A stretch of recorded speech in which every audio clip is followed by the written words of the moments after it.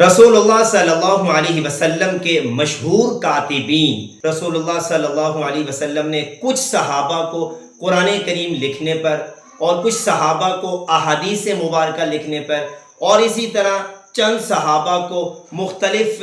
دستاویزات لکھنے کا، اسی طرح مختلف جو امراء سلاطین جو بادشاہ ہوتے تھے ان کی طرف جو خطوط لکھے جاتے تھے، جو معاہدات لکھے جاتے تھے، پیارے آقا صلی اللہ علیہ وسلم نے چند ایک صحابہ کی جو ڈپٹی لگائی تھی ان میں سے جو مشہور نام ہیں کاتبین کے،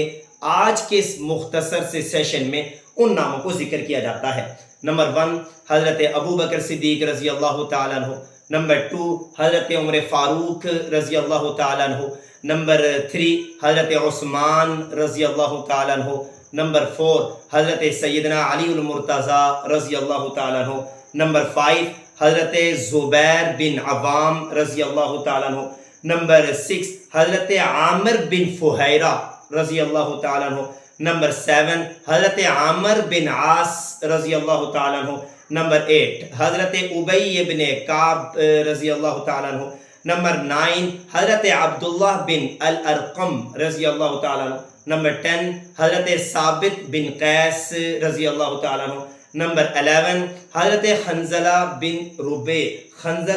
الربیع رضی اللہ تعالیٰ عنہ،